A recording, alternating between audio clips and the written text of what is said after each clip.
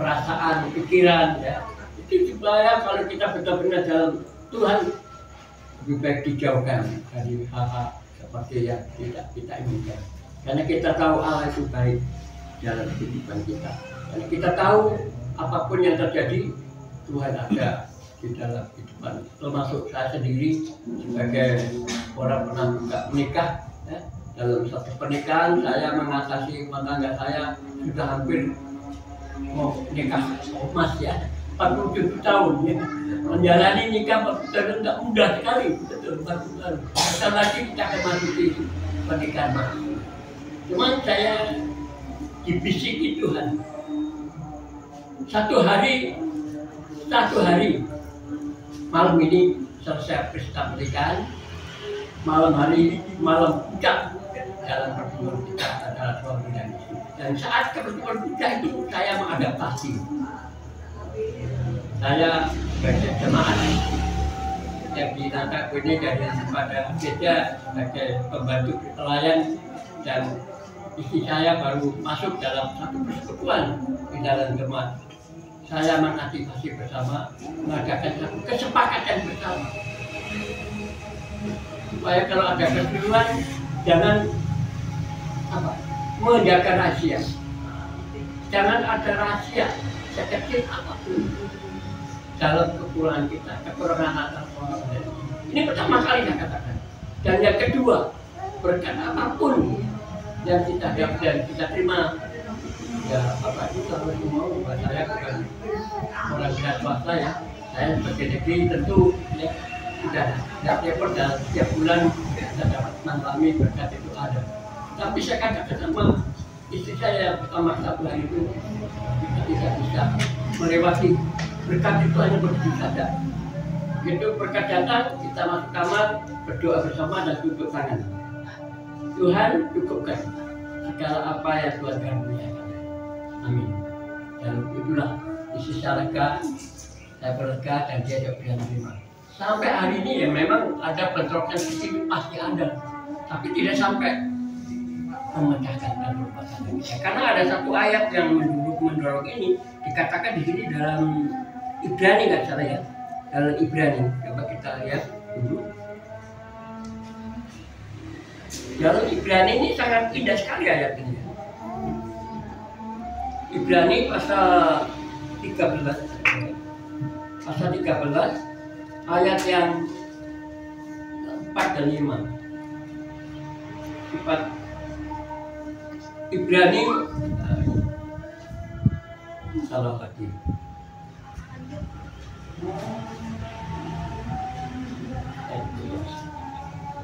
Ibrani pasal 13 ayat yang keempat. Demikian bunyinya. Ibrani pasal 13 ayat 4 dan 5. Bunyinya demikian. Hendaklah kamu semua penuh hormat terhadap perkawinan. Dan janganlah kamu mencemarkan tempat tidur, sebab orang-orang sudah dapat tidak akan diakini Allah. Janganlah kamu menjadi hamba uang, cukuplah dirimu dengan apa yang ada padamu, karena Allah berfirman, aku sekali-sekali tidak akan meninggalkan, tidak akan membiarkan, dan engkau, aku sekali-sekali tidak akan meninggalkan engkau. Ya, di sini katakan di dalam bagian firman, aku sekali-sekali tidak akan membiarkan engkau, dan engkau tidak sekali-kali meninggalkan engkau. Ini satu jaminan Bapak Ibu, dalam satu rumah tangga kita saling menghormati, saling menghargai. Di sini katakan, hendaklah kamu semua penuh hormat terhadap perkawinan. Zaman orang-orang muda sekarang mungkin ya bulan madunya ketika sudah menikah saja. Setelah punya anak beda lagi. Apalagi tidak ada keterbukaan, kadang-kadang aslinya baru kelihatan. Oh ini gini, oh ini gini. Akhirnya menimbulkan apa? Dampak dalam kehidupan, ya saling tidak terbuka. Tapi puji Tuhan, ya, puji Tuhan sampai hari ini saya dengan istri saya, dengan Mami, senantiasa tidak ada yang disembunyikan. tidak ada disembunyikan, selalu transparan terbuka apapun masalahnya, ya, sehingga tidak menimbulkan sesuatu. Nah, jadi Tuhan di dalam ayat 5 tadi, Allah tidak pernah membiarkan kita, ya, tadi dikatakan di sini, aku sekali-kali tidak akan membiarkan engkau, dan aku sekali-kali tidak akan meninggalkan engkau. Amin. Ini Tuhan, berarti Tuhan itu hadir dekat dalam setiap nafas hidup kita sebagai rumah tangga. Kenapa? Untuk melihat jauh mana persoalan-persoalan yang kita hadapi, besar atau kecil, masalah apapun.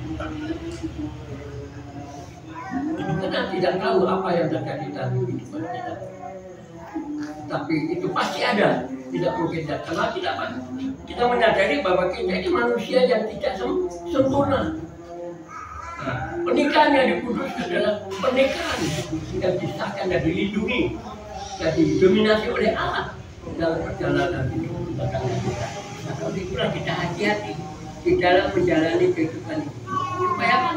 Supaya kita yakin bahwa Allah tidak pernah membiarkan, Allah tidak pernah meninggalkan dalam apapun dalam kehidupan kita, dan Dia selalu beserta dengan kita sekalian. Jadi kita harus punya sepakatan di dalam satu keluarga. Kan berbeda, ya, perbedaan kita menimbulkan kadang-kadang berbeda cara berpikir, berbeda dalam cara kita menerima sesuatu keadaan. Maka itulah Tuhan nyata di sini dalam ayat 15 ini. Dia sekali-kali tidak akan membiarkan kita, dan Dia sekali-kali tidak meninggalkan kita. Ini janji Tuhan yang pertama, karena pernikahan sangat-sangat diperhatikan Tuhan dalam hidup kita. Kecuali kalau kita tanpa mempunyai kepekaan dalam hidup ini, ya kita tidak bisa mengasihi satu sama lain, tetapi kita percaya apa yang kita alami dalam firman Allah kita melupakan. Dan saya katakan tadi, dalam persekutuan rumah tangga itu ada yang menguasai dalam masalah kita, dalam kekurangan kelemahan kita masing-masing. Tuhan dan tidak pernah meninggalkan dalam kehidupan kita. Yang kedua, Bapak Ibu, yang perlu kita waspadai dalam rumah tangga ini, ada satu hal yang lebih rawan. Bagian yang kedua, apa yang perlu kita waspadai, kita lihat di dalam kitab 1 Timotius 6. Ini yang kedua, kita singkatkan aja supaya lebih cepat. 1 Timotius 1 Timotius pasal 6 ayat yang 10. Demikian bunyi firman Tuhan. Karena akar segala kejahatan ialah apa? Sisa uang. Ini sangat-sangat peka, ya, sangat-sangat menjadi satu kebijakan dalam satu rumah tangga ini. Karena akar kejahatan adalah cinta uang. Oleh sebab memburu uanglah beberapa orang telah menyimpang dari iman dan menyiksa dirinya dengan berbagai duka. Jadi dalam rumah tangga jangan sampai terjadi selisih perkara apa? Uang. Uang itu drastis sekali, Bapak. Betul. Itu penyebab membahagiakan, juga uang mencelakakan. Kalau kita salah mengantisipasi dalam hidup kita. Karena uang itu kadang-kadang menimbulkan cemburu, ya, menimbulkan cemburu. Kalau saya habis terima berkat pekerjaan atau usaha atau hasilnya kok tidak sama, ditanya mana ini hasilnya kemana, padahal hasilnya dikasihkan orang tua, tapi tidak cerita sama istri, sudah menimbulkan kecemburuan yang kadang tidak terkendali. Begitu istri, oh baru saya belajar kemarin sudah habis kemana, ya juga sama-sama kadang-kadang sedikit orang tua, sehingga akhirnya tabrakan karena tidak ke kesukaan dalam kehidupan kita. Karena uang, maka dikatakan pertama kali kan uang itu adalah merupakan kejahatan yang pertama di dalam satu rumah tangga. Nah, ini yang perlu diwaspadai supaya kita hati-hati dalam memberikan kebijakan tentang uang, karena dasarnya uang itu sangat titik sekali dalam kehidupan kita sebagai keluarga yang diberikan oleh Tuhan. Tuhan juga memberikan bimbingan pada kita supaya rumah tangga memiliki kebahagiaan ya, dalam rumah tangga kita. Cara apa? Bagaimana kita mengembalikan uang? Bagaimana cara kita mengaturnya?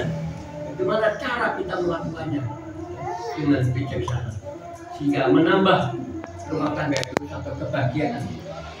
Dan sungguh-sungguh itu yang diharapkan rumah tangga itu harus memiliki bahagia baik lahir dan batin, baik secara jasmani dan rohani ya.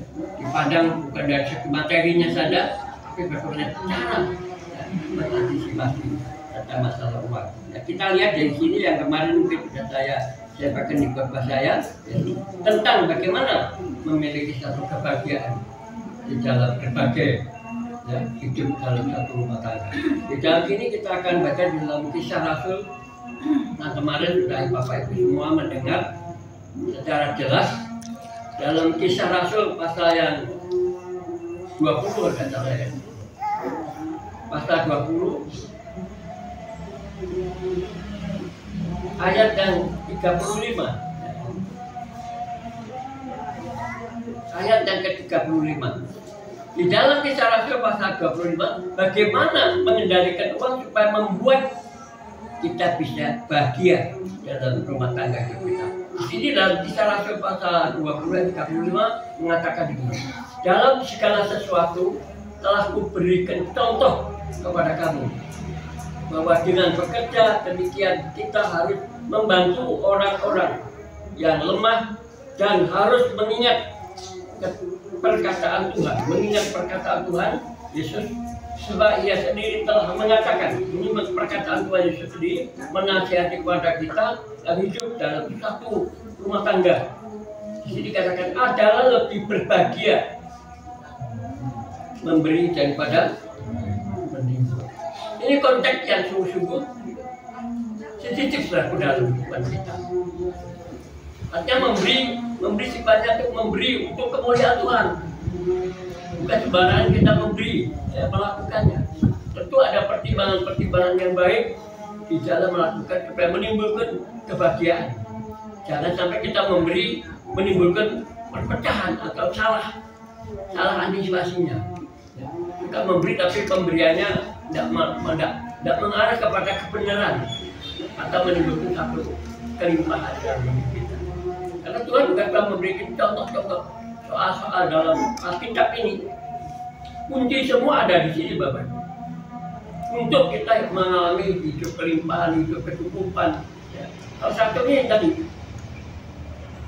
kita memberi untuk dapatkan apa? Kebahagiaan.